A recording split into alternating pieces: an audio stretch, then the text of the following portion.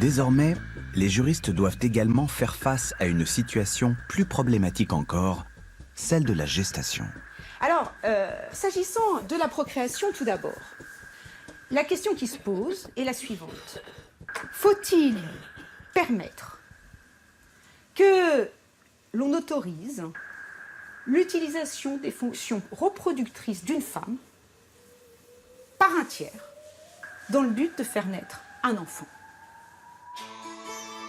C'est ce qu'on appelle la GPA, la gestation pour autrui. Les femmes sans utérus ou dont l'utérus est anormal, mais aussi les couples d'hommes, ont besoin de faire appel à une mère porteuse pour avoir un bébé.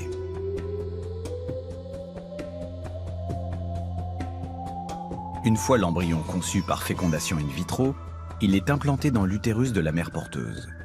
Au bout de 9 mois, elle met au monde l'enfant et le cède aux parents qui ont eu recours à ses services. L'Inde est l'une des destinations phares de la gestation pour autrui.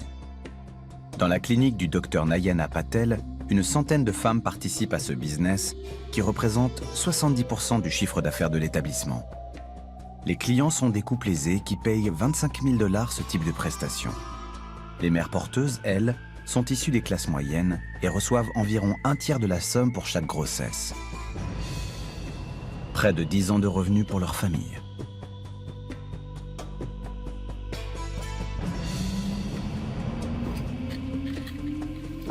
Écarte les jambes, ma chérie. Éclaire-moi derrière. Je vais l'inséminer tout doucement. Comment tu t'appelles? Manisha. Ça paraît fluide.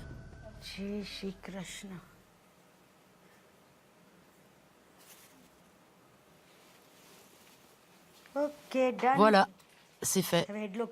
Mets les jambes droites, ma chérie. Mets la tête plus basse et retire les mains de la tête. Ça s'est bien passé. Tout se passera bien. Il faudra vous reposer complètement. Il y aura un résultat, Inch'Allah. C'est une mère porteuse pour un couple indien. La femme est née sans utérus et on a donc fait une FIV pour eux.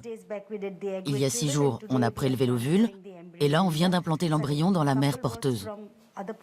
Le couple vit loin et ils sont repartis après le prélèvement. Aujourd'hui, on va leur envoyer le compte-rendu par email. Dans 15 jours, on saura si c'est positif ou non. Certaines personnes s'interrogent sur l'exploitation des mères porteuses. Comment peut-elle abandonner le bébé? Pourquoi vend-elle son corps? Elle ne le vend pas. Dans ce cas, tout travail peut être considéré comme une vente de son corps, que ce soit pour couper du bois ou travailler dans le bâtiment. C'est de la main-d'œuvre. On profite de la force physique de quelqu'un. Dans ce cas, bien sûr, il y a des émotions.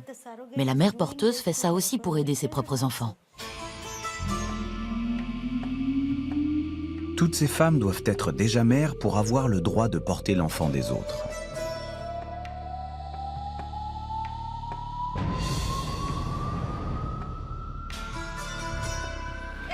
Hé, bouge pas!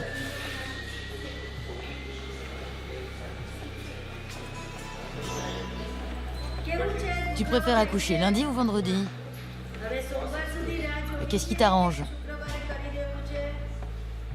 C'est vous qui décidez, comme vous pouvez.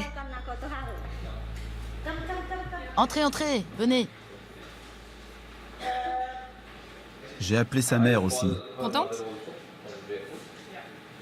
Grâce à Dieu. Merci, docteur.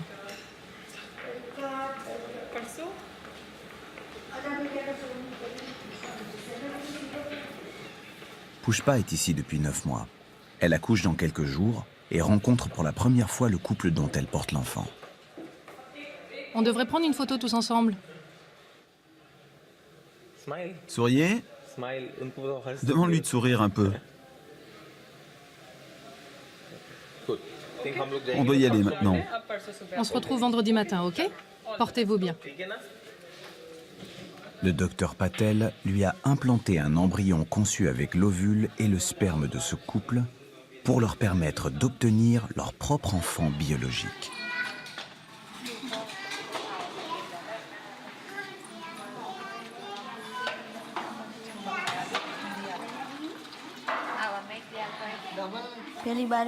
La première fois que j'ai entendu parler de mère porteuse, c'était par ma sœur qui était elle-même mère porteuse. 2 mois plus tard, je suis donc venue ici pour parler avec le docteur Nayana. Elle m'a dit que je devrais rester ici pendant 1 an. J'ai passé l'année ici et j'ai donné naissance à des jumeaux. Après la naissance des enfants, les parents ont pris les enfants et m'ont donné de l'argent. Avec cet argent, j'ai fait construire une maison. J'avais besoin d'argent. J'avais une maison en terre avant. Alors j'ai pensé à recommencer. Qu'est-ce que je pouvais faire? Je n'ai pas d'argent, ils n'ont pas d'enfants.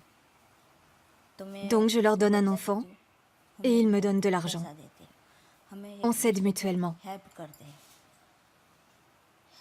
Je veux aider. Mon rêve, c'est de bien élever mes filles, de leur donner des beaux habits, de la bonne nourriture et une bonne éducation. C'est ça mon rêve.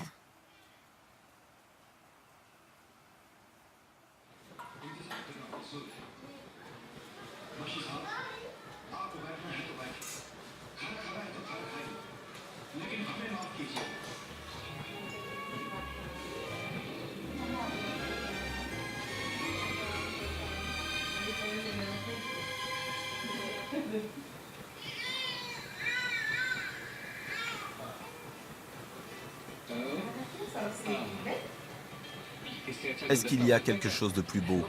À partir d'aujourd'hui, à toi d'en prendre soin.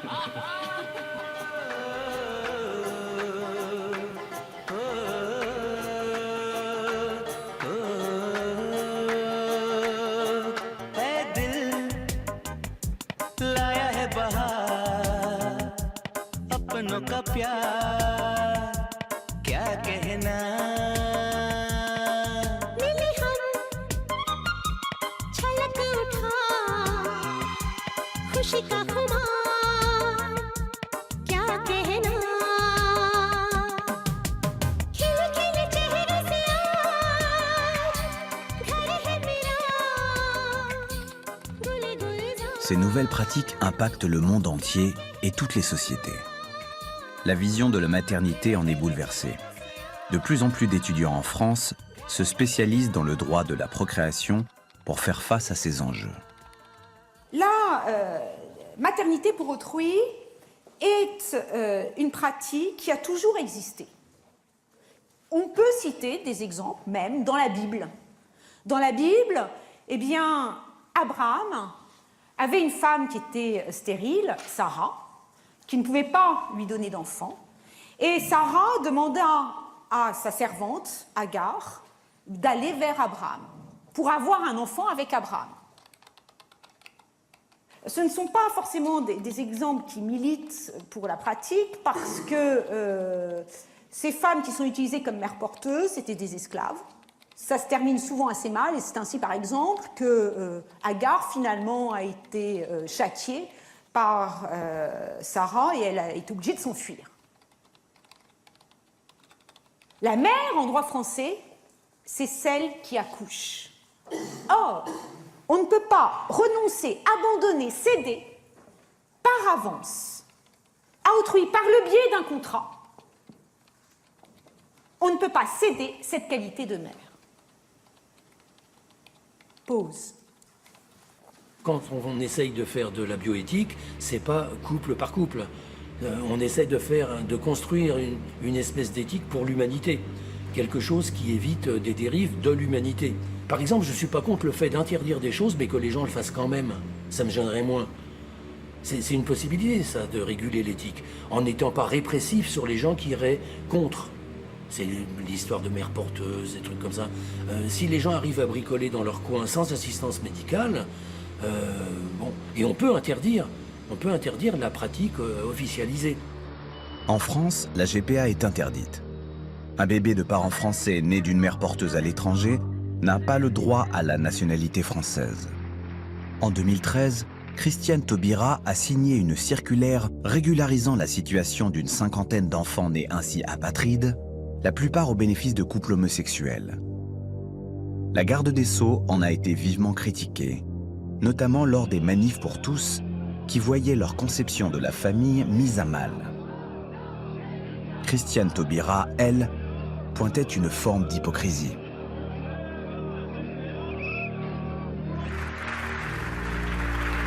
Nous posons les mots et nous parlons d'hypocrisie. Et nous parlons d'hypocrisie pour ceux qui refusent de voir ces familles homoparentales et ces enfants exposés aux accidents et aux aléas de la vie.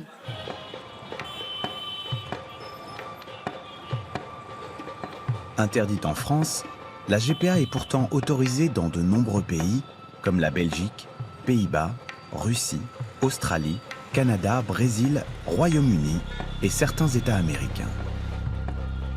En Inde, seuls les couples de nationalité indienne peuvent avoir recours à une mère porteuse. La GPA y est strictement encadrée, et même si le sujet a pu faire polémique, le docteur Nayana Patel, en émancipant ces femmes de la misère, est considérée comme une bienfaitrice. Très bonne journée de la femme. Très bonne journée de la femme à vous aussi. Merci de votre présence. J'ai le plaisir d'appeler le docteur Nayana Patel de la clinique Akanksha Infertility pour lui remettre son prix.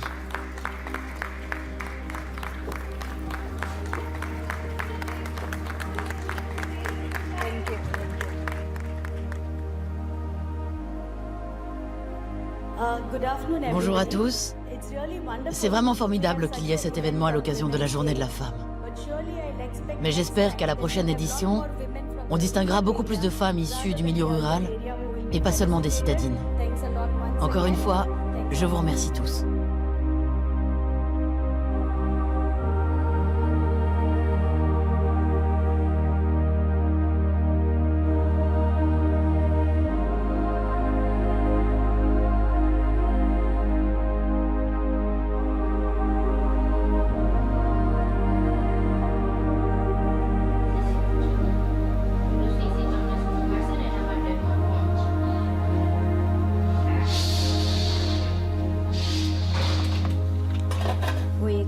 Une fois la césarienne faite, ils prennent le bébé et ne reviennent jamais. J'aimerais tant voir le bébé.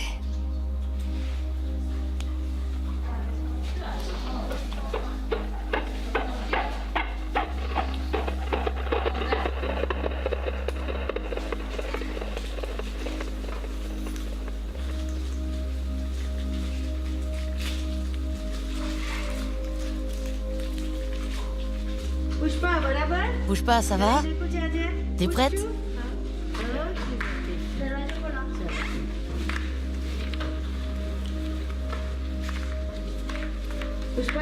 Pushpa, parle avec eux. Où est le mari de Pushpa? Il était là, il vient de descendre. Mais il est bien présent. La mère a traversé des moments difficiles en ne pouvant pas donner naissance à son bébé. Et Pushpa est venu l'aider. C'est du gagnant-gagnant.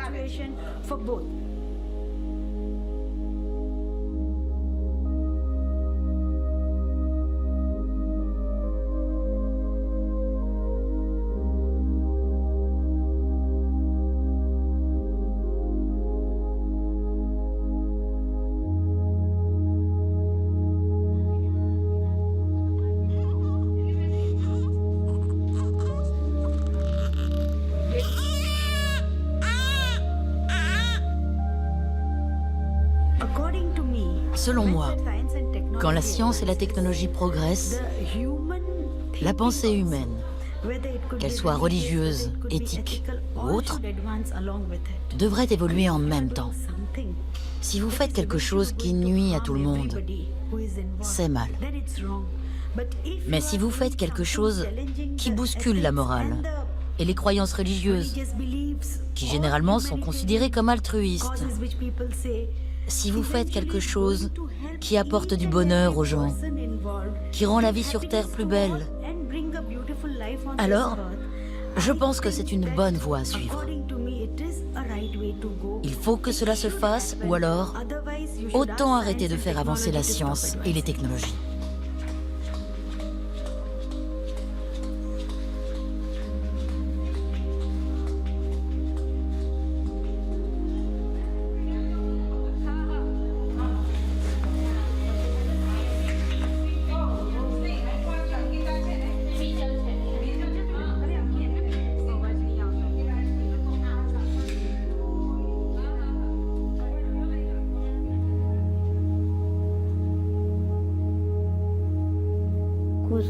Ils sont heureux.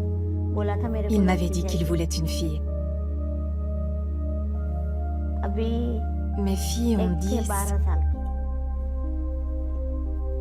12 et 17 ans. Elles feront des études. Mon mari aidera aussi pour leur éducation.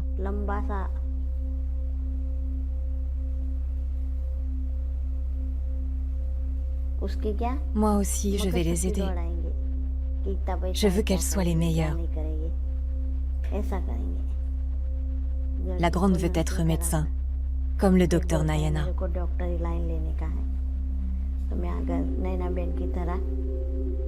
Comment obtenir cet argent?